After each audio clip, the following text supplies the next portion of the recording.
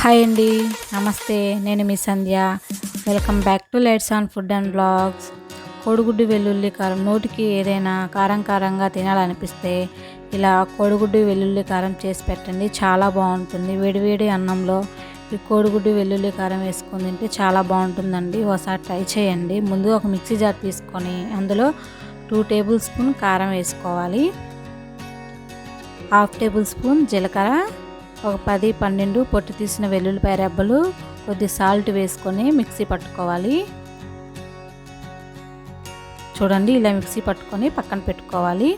ఆ తర్వాత stove on చేసి కళాయి పెట్టుకొని అందులో 3 టేబుల్ స్పూన్ ఆయిల్ వేసుకోవాలి. ఆయిల్ హీట్ అయ్యాక జీలకర్ర, ఆవాలు వేసుకొని ఫ్రై చేసుకోవాలి. ఆ తర్వాత ఒక ఎండుమిర్చిని ఇలా కట్ చేసి వేసుకుంటున్నానండి. 2 పచ్చిమిర్చిని ఇలా పొడవుగా చిలుకలుగా వేసుకుంటున్నాను. కొద్ది కరివేపాకు వేసుకొని ఫ్రై చేసుకోవాలి. ఆ తర్వాత 4 ఎగ్స్ అయితే వేసుకుంటున్నానండి.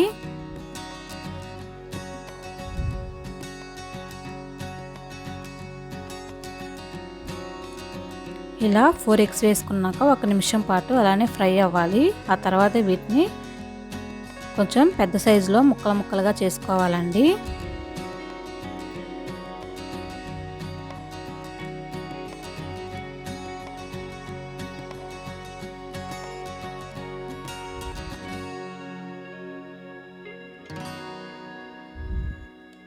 ఇలా పెద్ద సైజులో ముక్కలుగా చేసుకున్నాక ఇందులో 1/2 టీ స్పూన్ పసుపు అయితే వేసుకుంటున్నానండి. ఆ తర్వాత కొద్దిగా సాల్ట్ వేసుకుంటున్నాను. ఆల్రెడీ మనం కారంలో సాల్ట్ వేసుకొని మిక్సీ పట్టుకున్నామండి. చూసి వేసుకోవాలి. ఇలా వేసుకొని కలుపుకోవాలి. ఆ తర్వాత ఈ గుడ్లని కొంచెం సైడ్ కనుక్కొని ఇందులో వెల్లుల్లి కారం వేసుకొని కలుపుకోవాలి, ఫ్రై చేసుకోవాలి.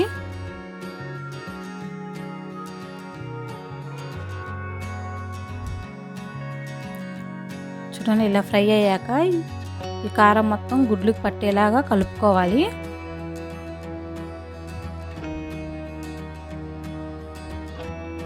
ఇలా కలుపుకున్నాక కొంచెం కొత్తిమీర అయితే వేసుకుందామండి. కోడిగుడ్డు వెల్లుల్లి కారం అయితే రెడీ అయిపోయింది. ఇప్పుడు ఈ కర్రీని ఒక బౌల్లో అయితే వేసుకుందాం.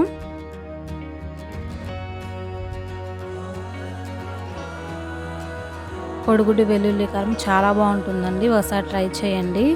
ఈ వీడియో కనుక మీకు నచ్చినట్లయితే లైక్ చేయండి, షేర్ చేయండి, సబ్స్క్రైబ్ చేసుకోండి. ఇలాంటి మంచి వీడియోస్ కావాలనుకుంటే మన ఛానల్ని సబ్స్క్రైబ్ చేసుకోండి.